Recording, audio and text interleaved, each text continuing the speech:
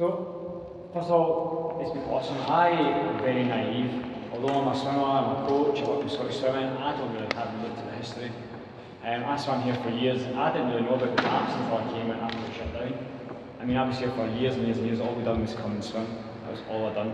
So it's been brilliant listening to everybody, so thank you very much.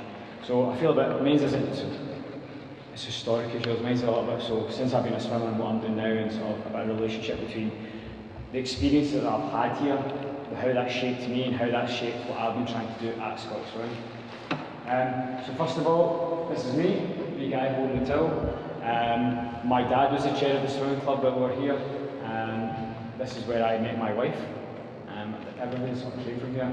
I then became the captain of the swimming club, and I was part of the sort of campaign to try and keep the pool open. My dad was a real activist at the time, and although I was involved and sort of helped out, I remember going to so many meetings, not really knowing what was going on. I was still a bit young, but my dad was there fighting the case alongside. I remember being outside when all the protests and stuff like that were happening, asking my dad for money to go to the shops and get sweets and stuff like that. So it was a bit of everything. After the pool shut down, before you guys came in, it sort of opened up. Because I met my wife here, my first kiss was up on those steps, up the back. I jumped from that balcony into the pool the last day it was open. Loads and loads of memories here. And because of that, it was one of our anniversary days. So where we had our first date, where we got married, where we got engaged, and I actually managed to pay someone to let us come in here and have a picnic here. The whole place was shut down. So we've got silly videos of pretending to swim. It was a nice wee morning. So I've got a real affinity with this pool. So much so that the swimming club that I went to was the first thing I did for all my swimmers. I took a photograph of my boy. He's now 5. He's now joined my swimming club. So we're now based up at Castle Swimming Pool. I'm very proud about, just at the end of the season, we won the Mini League B final, which was incredible for us. It was the right way around the market for us, know what's happening. It's the same song that we sang when we were here. The only difference was the coach used to bring a big roll of newspaper and it had the lyrics on it. And it went everywhere with us. So it's been a real journey. And after pool moved and after I was in Castle for a little while, I then moved careers out of it. I moved to City Glasgow swim team, doing a lot of hours there, and then I ended up working for a sports charity and doing basketball. It was always a joke that I was a swimmer doing a basketball job. I used to wind up with professional basketball players. You do nothing compared to swimmers. Like 12-year-old girls used to train more than you, so I always had that affinity. And then the position came up where there was a job available at Scottish Swimming, so I moved over to there. So I felt like I'd finally come home to a job that I actually knew a lot about. I feel like I'm really representing the small clubs, and that's what Kingston is. We train twice a week, and we're now training 3 times a week for the senior guys. We're a small club in a world of swimming that's getting more and more and more professionalised. There's a lot more full-time coaches coming on board, but there are still small clubs. And I think what's happening is the essence of what a club has been lost a lot of time. You have so many child protection issues, so many policies and procedures. The committees aren't getting to do the type of things that used to happen in clubs. So I've got a couple of wee videos. So when I first came on board, I was chomping at the bit. We need to get clubs like clubs again. So at that time, we were making up a wee promotional video about why join the club, so I was involved in that. So I thought I'll show you a wee video. It saves me chatting a lot. So this is sort of what we think clubs should be about.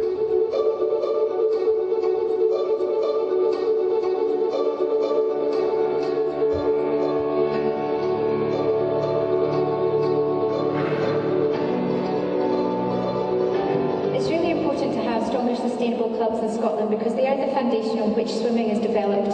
Not only learning to swim and learning to do the sport or the aquatics event that you're there to do, it's about being part of a family. It's a really strong team ethos throughout.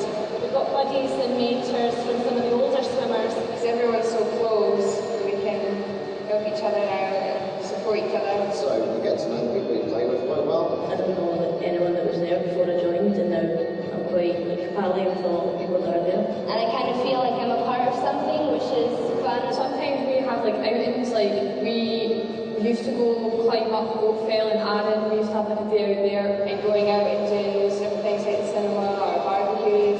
So once you go there, it's good to have your black with your friends. We're trying to do a lot of team building things, so we encourage the guys guys at the top end to know the names of the younger guys. You do different things every time you swim. When you have the fun sessions. They get 45 minutes of swimming, then at the end they always have something to look forward to for like fun time. They're training really hard and they're enjoying what they're doing, interacting well with the coaches and the volunteers like myself. So we encourage our older swimmers to get involved in some of the coaching or some of the teaching at the bottom end. There's a great atmosphere here, all the coaches are really great, we're all really good friends, and it's really good fun to help the younger swimmers come along in their swimming. The people in the club are fantastic, they give up their own time. It's a bit like giving a little bit back, it's about supporting your club. To make sure that the quality is there, there's an easy access for all. If anybody just joining a club, they can have the best experience possible. My oldest daughter joined swim class. My youngest two have carried on. They enjoy the interaction with the coaches, they make it fun for them. I love swimming, but I love the coaches. They made such a big kind of impact on my life, and you know, a positive one. That's why I'm doing the job I'm doing today. Our coaches are always so funny. We're always taking the mick out of each other and having a good laugh. Like very good. They're nice. They're positive. They're mission positive. They're happy. Swimming is a really good sport. It's something you can maintain throughout your whole life. Any level of swimmer, from whether you're just doing it for a bit of fun. Some children just enjoy coming to keep fit and to progress with their swimming, and some children take it further and like to compete at local and national level. Racing, I just love racing. The competitiveness, the opportunity to be better than everybody else. So swimming's an opportunity for you to kind of show what you're made of. I brought my daughter to the swimming club because it's a great way for her to mix and socialise with other children and to keep fit. They're keeping it off with everyone saying, oh, you have to be up at 5 in the morning. It's not like that at all. They start on an evening. There's lots of different ways you can join. Our website, there is a club finder there where you can put in your postcode. Local authorities have information at the swimming pools about the clubs that swim out of those venues. I like it because everybody's friendly, joins, and they're all nice, like, to welcome you nicely.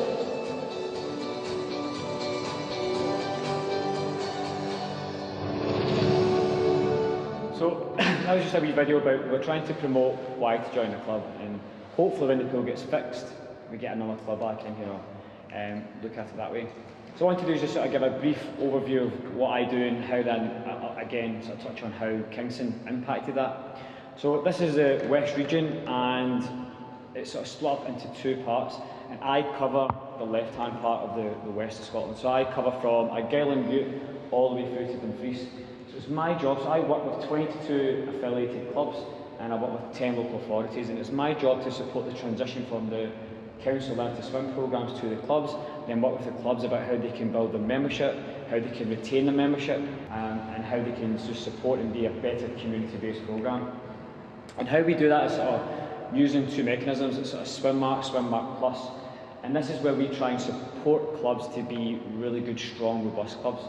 The first part is Swim Mark, and we just help out. It's a sort of like a criteria level, so you'd be affiliated to Scottish Swimming, and then the next part is you want to achieve Swim Mark, and that's just about having the correct policies and procedures. And the second part is Swim Mark Plus, and the reason why I put this on is, again, thinking back to the thing that happened at Kingston. When I came to Scottish Swimming, to achieve Swim Mark Plus, you had to have swimmers at a certain level. You had to have swimmers at maybe swimming at a West Districts, or maybe get to national level competitions, and I was, well, why can't my club be a world-class small club? Why do you have to achieve performance level swimmers if you're doing amazing stuff in the community? You should still be able to be a world-class small club, so let's recognise that. So fought quite hard, a couple of people joined on, and so we sort of changed the way in which you can now be recognised as a Swim Mark Plus club. And the big difference was that, one, you have to have a club development plan. You used to always have to have that, but that's got to engage. You've got to have evidence of community partnerships. So we really wanted to make sure that was embedded, so that are you linking with your local community, with your active schools coordinators, your sports hubs, are you doing any projects to engage people into your club, making sure that is now part of it. Having a young leaders programme in place, making sure that those older kids, when they finish swimming, are they getting re-engaged back into, sorry, oh, you've seen the next one. And the whole idea of that is to basically help with membership growth. That's my main function, is to really try and help get as many members taking part in the sport as we can. So at the end of 15-16, we're at 21,980 members, and that's still going up slightly. Something that really impacted me was membership retention. And as soon as I came into the governing body, it was chatting to people about what do we do for retention? There wasn't much. So the very, very first thing I've done is I managed to find a pot of funding to a programme called the Young Leaders Squad. And a lot of that was based on the philosophy that I had at Kingston. We did badminton days, we went to all the towers and for trips, we used to go down to Victoria Park and have rounders days. You know, it was just wee things that you've done to socialise. And the committees were brilliant at that. Again, maybe it was because they didn't have so much red tape to go through, because when I speak to committees now, it's we've got to do this, we've got to organise that, we've got to organise this. And what happened is the kids were just saying, well, all I'm doing is coming and swimming. There was no time to hang out with them. The best time I had was see the wee pits, I don't know what you call them, at the beginning of the pool. We used to all come early and play football in them. I loved that more than the swimming. I shouldn't say I loved the swimming, but that was just part of it. So I wish you another wee video. So I created a Young Leader Squad programme, and the idea was that we brought together a male and a female captain from each of the clubs. We managed to get it completely funded, and it's now cost them a little bit of money. And they came together for a residential, and the idea was to empower the young guys to run social activities for their peers, to give them another, so they could come to a committee meeting, they could say, can we help organise where we all go to the cinema? Just to make it non-swimming specific, just to try and support them. So this is just another wee quick video just to give you an idea of what that looks like. And again, you'll see there's a couple of wee Kingston names pop up in it as well, which I think is quite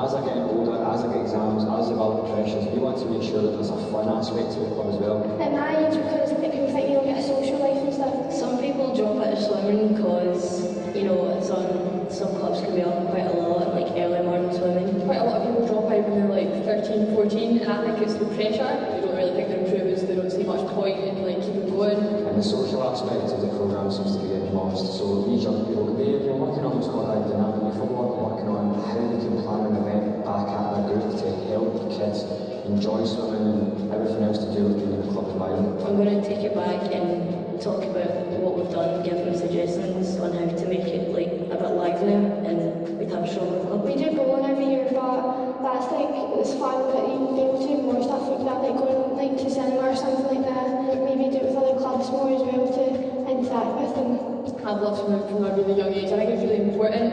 I think everybody should learn to swim. Because it's a really good sport, you always make friends, people like make a bond with people, and it's a really fun sport. So that was a really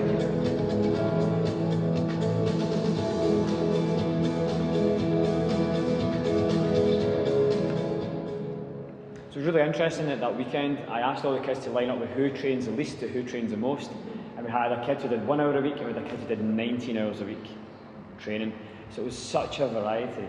And so the next part I wanted to very briefly talk about is again some of the impacts that happened at Kingston that I've been trying to push in the region. And North Ayrshire are has had the most membership growth in the country for the last 3 years. And it's because they've changed the culture. And I think my hope was that if I mentioned and talked about this a little bit, if you eventually start to do a club, you will come and chat to me because I really want a club to work here. And this is some of the great stuff that we've done. So as you can see, we got a lot of funding for what's called the direct club investment, which was to bring in a coach to help support the programme and help the development. And this was the numbers that we had to achieve. So by the end of last season, they had projected that we'd have 56 girls, 56 males, and as you can see, they've absolutely destroyed the targets. They are almost double than what they had predicted in the junior membership. And that's what we've done. I spent a lot of time with them and we worked on what do we need to do. And these are some of the things we've done. So we made the entry level to the club value for money. So we made it 50 pence cheaper than what was in the Learn to Swim programme. So the parents felt, oh, we're finished Learn to Swim, oh, it's actually just a teeny bit cheaper to carry on. It made a difference, a massive difference.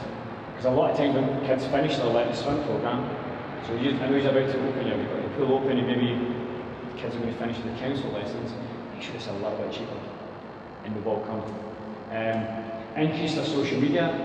They've now got someone who's in charge of their Twitter, someone who's in charge of their Instagrams. They've got an individual person that's in charge of it, but it's made a massive impact, especially younger kids. They worked with all their partners, which was really key. So they worked with Scottish Swimming. They made regular meetings with their local authority. So rather than it being a consistent, right, there's something wrong, they made regular meetings so that it was a more of a going back and forward, and they said that was what made a massive impact. Regular meetings, so it's not, oh God, avoid that phone call, I know it's going to be an issue. And they had did a lot of give and take as well. They targeted public swimming, which was a new concept for them because they were a real performance-driven club. So what they done is if they had a couple of lanes and it was public in, they spotted anywhere with potential, the coaches all had flyers in their bags to try and bring them in and try and recruit them. And a strong component of facility management. The big thing is they changed their culture, and a lot of that came from the discussions that I was telling them about back in the day in Kingston. It was, what are you trying to achieve here? You know, you should just be a swimming club. If all you're going to do is come in and make the kids swim, the numbers are going to drop. So what they've done is they made an active attempt at changing things. They wanted to make them a friendly, open atmosphere. Now it's easy to say you want to be a friendly, open atmosphere, but then it's how do you actually make that happen? So we made sure all their committee members were recognisable, they had labels on them, they had parents' evenings, they had just welcoming things in, they changed their welcome packs, they gave information, their website was up to date, their social media, engaging with people, keeping them in linked. They started to get more younger swimmers competing in fun competitions to make sure they're engaged, to make them buy into the sport. They made it less exclusive. A lot of swimming clubs have a reputation of, well, you're a little bit too old, you're not coming into our programme because we don't think you're going to be good enough yet. I started swimming at the age of 8. Unfortunately, I wasn't very good. So those who can't coach, but they did a really good thing with that. That helped because they had rapport with the facility, so they could get additional lanes for those kids that weren't maybe as good. A lot of clubs will say, well, you're a little bit older, you're not as good, I can't fit you in my lane. They managed to do that. And they kept track of membership, and they had open days, which was really an interesting thing they've done. So they had 3 open days where they invited people to come in, do some taster sessions, they had coaches on board, but then had the sign-up tables there to try and get the kids on board. Overall, as a result, their membership went up, the morale in the programme increased, their attendance increased, but actually most important for the head coach, higher attendance at competitions, and as a result, better results. So this is if somebody's involved in sport, you have a basic sports pyramid. The more people you have at the base, the more likely you are to have someone at the top. And that's worked for them. So they've massively increased their base, and their performance levels are going up and up and up. And this was some of the key points of success. So we did a case study on them. The biggest thing was ensuring that everybody understands their role. That was a massive thing, in making sure the programme is value for money and supporting people where they can. I spoke to one girl from Dumfries, whose girl was on the road to basically being an Olympian, and in 1 year she spent £16,000 on her daughter swimming. That was through travel, accommodation, attending meets, entry fees, all this type of stuff. So making sure that there is hardship funds, making sure there's support. If you're going to do your lesson programme and you're going to put a programme in here, your lessons need to supplement the senior guys. And it's how all that money works, and looking at when you start to get to a club and you start to build a club, how you support these guys. There's nothing worse. I was from Pollock, I had no money. There's nothing worse than doing a sport that you love and then being costed out of it. You know, it's horrendous. You're probably best not to start. You know, you don't want to get something taken away from you if you've never had it. So, and that's pretty much it. That photo I think was taken up there, and it's up there as well. And actually, I asked my mum, and she found that's called Captain's Trophy and stuff, and she found all this and gave it to me, and it was really nice. I put that on Facebook, and I tagged a couple of people, and I've still a couple of people now. It's been basically like wildfire on my phone today. It's been buzzing. Everybody's been tagging each other, everybody's been chatting and stuff like that. It was a long time ago. I don't know why I got it. I think my mum stole it.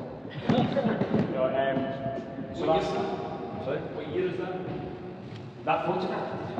What, it would have been just before we shut down. 2000. Yeah, it would have been. Because I must have been 18, 19 when I'm this guy. And that's my wife. That's my dad.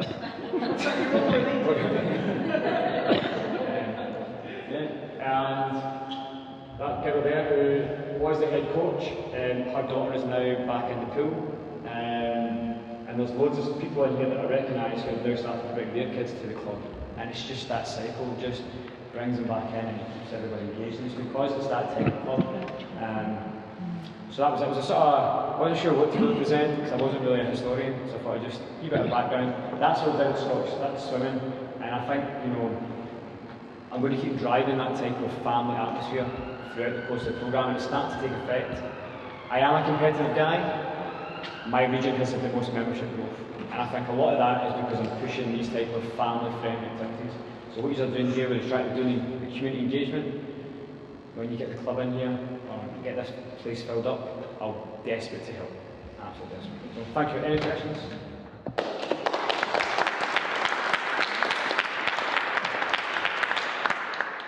I work in Drumchapel. I'm a family learning officer. And I'm really interested in how public, because Drumchapel's got a fantastic pool. Yep. I don't know what the level, I don't work in sport, I don't know the level involved, but just in terms of the work we're doing in schools and with families and things like that, I would suggest that probably the engagement could be a lot higher. I don't know if, do you know if there's a Drumchapel swim club? So, yeah, there's City Glasgow swim team. I think Govanhill Baths and a couple other clubs use that. I did coach at Drumchapel with City Glasgow swim team when I was probably thinking university age. So I was a coach there, so that was City Glasgow swim team that engaged there. But I was unfortunately young and naive, I was just a coach there. It wasn't a site for a club. So City Glasgow swim team's main site is Tollcross, its secondary site is Scotstoun. But Drumchapel was one of the satellite sites, so it was very unlikely that there was a lot of engagement there. And I think Govanhill Baths use it as a secondary session as well. But is there the opportunity there? Because what I'm thinking about is looking forward, the fact that cups keep coming. And there used to be 2 swimming pools just in that area. There used to be one in Netherton in the community centre. Is that the Knightswood one? And there was a Knightswood one. Before that, the Netherton one was shut down, then the Knightswood one was shut down, and so Drumchapel pools there. Yeah. So it seems to try and learn from history rather than waiting until a resource gets taken away before the community kind of values it. And as you say, you said kind of people who are using it are not necessarily the people who are in that same community. So is that something that Swim Scotland will look at, working, because I could, I've got parents and things like that I could potentially get interested in it, but they need that kind of level of support that you're talking about. So unfortunately I'm not the regional manager for Scottish Swimming for Glasgow. So there's a girl called Lynn Balderton, and we could definitely set up a meeting with yourself and City Glasgow swim team. So setting up a club is a hard thing to really get the membership in. And because of the politics, the majority, all the money really gets pumped into the City Glasgow swim team in the region. So Kingston is a standalone club, we get no support. There used to be so many clubs in Glasgow, and the idea was you would all be in a club and you would feed into City Glasgow swim team as a performance hub. Then that performance hub became a club.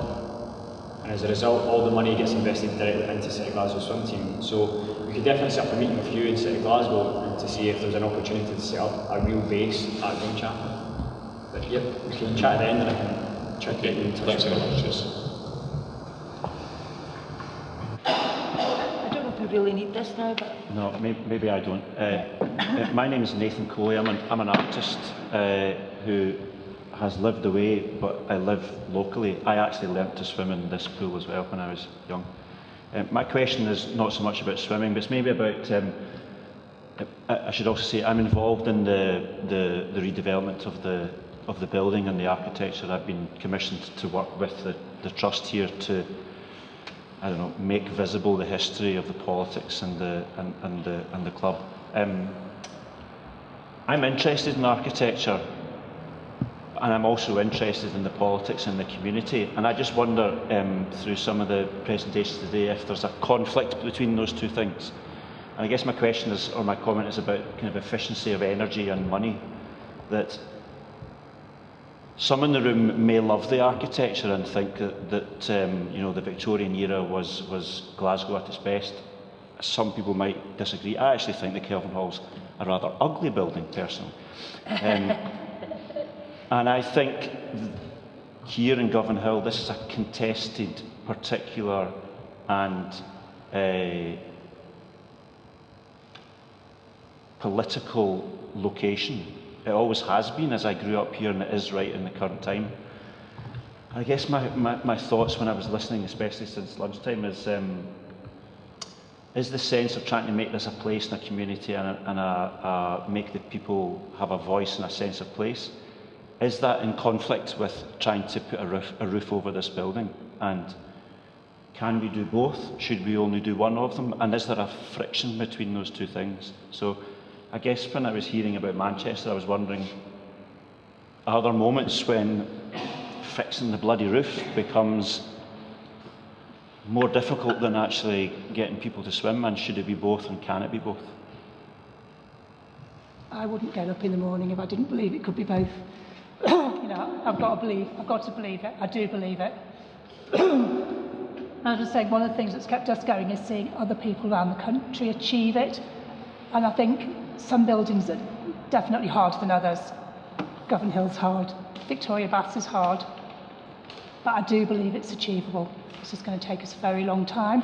And one of the things about time is that you learn over time, but also you can wait for the right economic climate. I mean, the economic climate, when we closed in '93, there was only a handful of pools around the country, a very, very small number, were running without subsidy. But the economy's changed since then, and now there are pools running without subsidy. And the revenue situation's as important as anything, both because of the heating costs and the staff costs. You know, it's very hard to bring in as much money as you're spending when you're running a swimming pool, but the economics have changed over time. So, you know, if you wait long enough, the economics will come right. But these big buildings, the bigger the building, it tends to be harder. There's no doubt about it. Some of these buildings are challenges, and a lot of the pools that have achieved community operation is because they're smaller and simpler buildings. Yeah. But it's doable. Hold the faith. Well, on that note, I'm reminded of my grandmother complaining to me once that she was on the committee of the local church, and she became so incensed that they spent all their money doing, you know, jumbo sales to keep the roof on, and no time spending about thinking and talking about faith. And when I was listening today, I was thinking, you know, where are we putting our energies? And we need to be efficient with them. And it's not, money's one thing and politics is one, but the committee that's involved here it's been a long fight and very dynamic. And as someone coming in new, I'm kind of looking at it afresh. And I don't know, I was just thinking, if this was a brutalist, modernist building, would there be the same passion? Yeah, I think so too. Because it's a manifestation of, you know, it's the civic aspect of it, and it's also the fact of where it is within a community. That this should be a major hub for the community, a major public health hub for the community. That's what interests me. That architecture is almost incidental to that in some ways, even though I had an interest in architecture all this time. But it's the fact that it's a major community hub, and it's about the people. And rather than seeing that as a major lost opportunity with this facility having just disappeared and everyone's expected to travel way north to the Gorbals instead, I'd rather have it here at the heart of the community, and that's what I'm interested in. Could I ask, what's the price difference between bulldozing it down and creating a new pool that's more cost effective? Because you're talking some of the sums of money that I was listening to, I was like, woofed. Just from, and this is going to sound really bad, I would want a 25 metre pool, can have competitions and have loads and loads of members come at it, rather than architecture. But I don't want a 25 metre pool with competitions particularly. I want myself and my neighbours to be able to live a longer, healthier life. and have a greater sense of community. So the history and structure, the heritage of this building is in the fabric, literally, of our community and at the heart of our community. And that's what I want to support. I want to support my neighbours. And I don't want my neighbours to be penalised because they're poor or told they're second-class citizens and aren't entitled to things. I want them to be entitled to a fulfilling, happy life as anybody else. I absolutely agree. I was just curious about why. Okay, so for me, having a pool and having a club makes financial sense, and it gives people an opportunity. So let's say we only train 2 or 3 times a week. I can almost name 90% of those people there, so I completely agree with having that opportunity. I'm just wondering, so I'll pick up slightly, I've been thinking about it, how long is it going to take and how much money is it going to invest to then not actually have anybody using it to its full potential? But I wouldn't say there is nobody using it. Loads of people use this building. Nathan's been pretty busy around this building since he's been involved with us. Lots and lots of people use this building. Just because they're not swimming doesn't mean they're not using the building. And it does have meaning and it does have a sense of purpose to the local community. Obviously we want to get that to be a functioning swimming pool and be able to swim in here.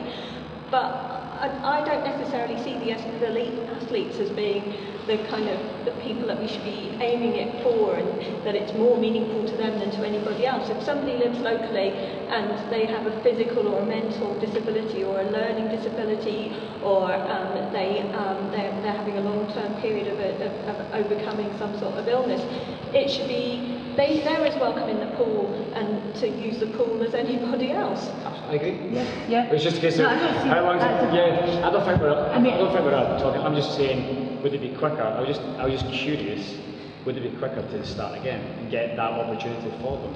I mean, I think maybe, but I mean, the issue is it's a cultural issue in terms of that when this pool was built, and with it being a manifestation of civic pride, it was built as a symbol to last for, as long as possible. But the problem is that the culture in kind of municipal terms in the UK over the course of the 20th century went completely short-termist. So, didn't maintain the building, didn't look after it. And in actual fact, if the building had been handed over to the community, right at the point where the council decided, you know what, we don't really want this anymore, it would have been a lot cheaper then. Absolutely. And now it's what Jill's highlighted in her talk, that the problem is that once you don't use them again, they they fall apart really quickly. And then the other issue, which Douglas also touched on too, with the pool in Paisley, knocking it down. Actually, it's really bloody difficult to knock it down. It would be bloody difficult to knock this building down because it's ferro-concrete. That's not easy. So what do you do? It's catch-22. I think also just on that point, like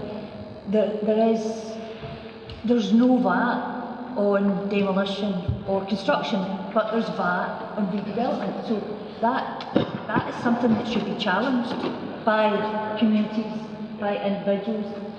So it makes it more expensive to redevelop this than to pull it down and put something new up. I think just that should always be challenged.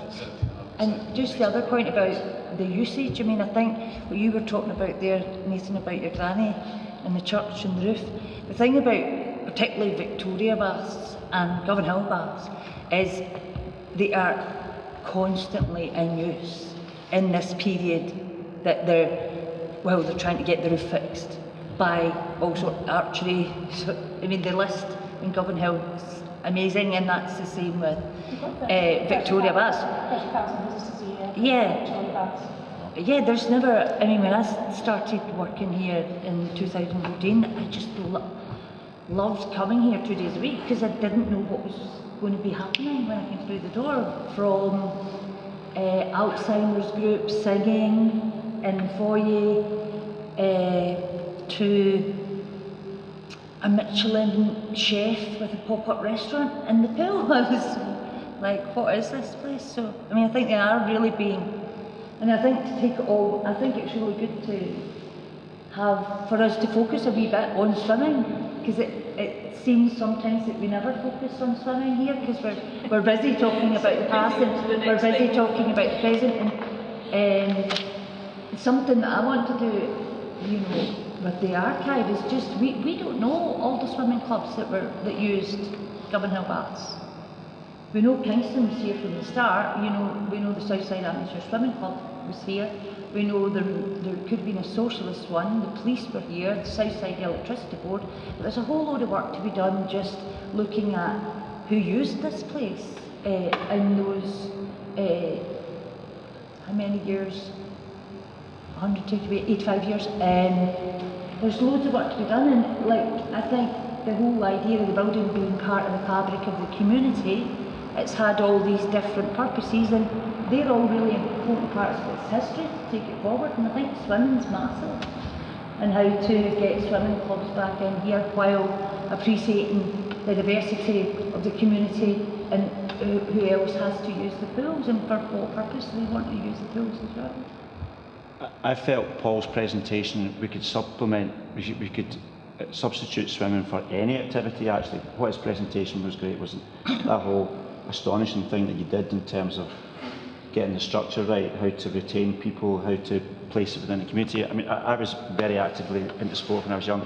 The idea of doing another pursuit when you go to your club, like, you know, the kids doing you know, putting instead of the swimming night, I thought was really fascinating. But I think what we're talking about, which is actually, I mean, it's personal to me, is the idea of the metaphor, that the building is a metaphor for something, or that the club is a metaphor for something. But sometimes they come into conflict with each other, and there's a bit of friction.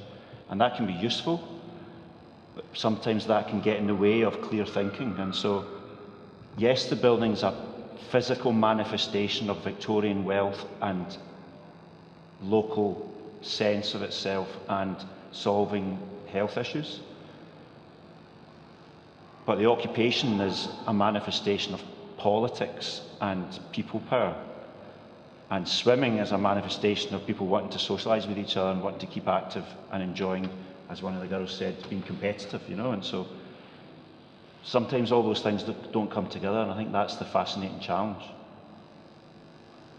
Is it not one of the fundamental things about shared resources? And that we've gone through this kind of 30 years of neoliberalism, which was about atomising people, about splitting down the sense of community, the sense of resources that are funded from a collective purse for collective use. And what you've got is a manifestation of things not really changing from Victorian times, because the Victorian times, it was public health, not because they cared about people, but because they wanted to stop riots, they wanted to, you know, have workers. They wanted the workers to go into things, and then they had the clear class stratification about who could enjoy what. Whereas this place, as far as I understand it, turned into a classless place, a place where people genuinely mixed and experienced things, both individually but within a community context. And I think that a lot of policy rhetoric talks about community empowerment, community involvement.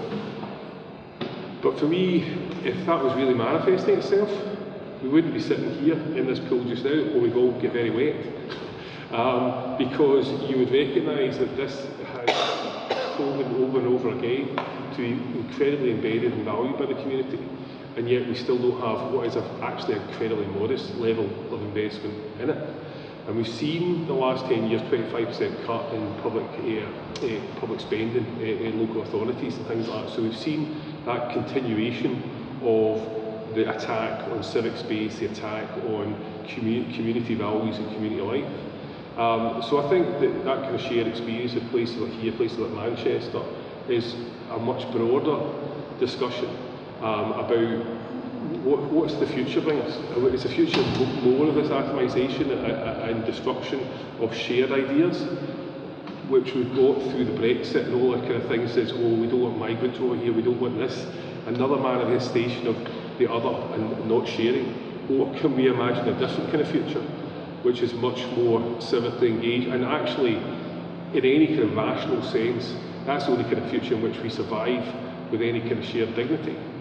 So I think that the kind of work and these kind of meetings have to realise the political dimension of that, because it's playing out whether we recognise it or not. And I think one of the reasons why it's playing out in a negative way is because a lot of discussions like this have come so-called depoliticised, because there's no such thing as neutrality. You're either allowing things to be steamrolled over the top of you, or you're fighting against it.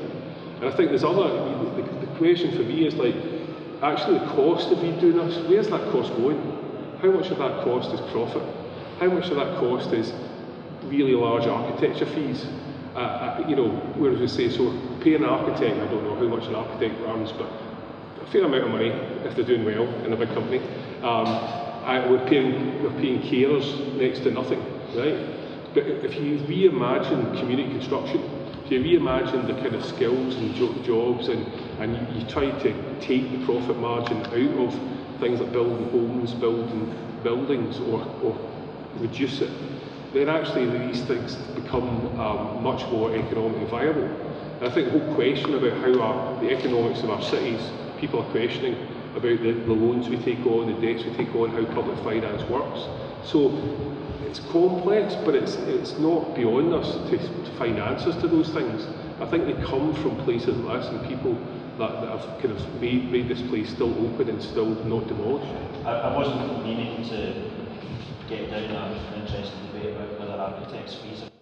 Let's not drag It seemed like the afternoon was a kind of different step than the morning, where we were dealing with heritage and architecture and history, and the afternoon was more about community, place and activity, and I thought they were deliberately structured that way, and I was just reacting to that. And I disagree with your point. I think architects should get paid well, they're professionals. Let's not deprofessionalise the world. Architects do get relatively modest in modest. It's not like a lawyer or a doctor. Yeah.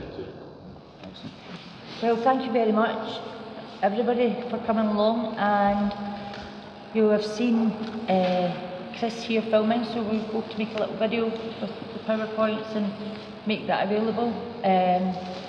And if anybody comes up with any ideas or questions after the event, which often happens, just email me and I can get you in touch with the person. Thanks again.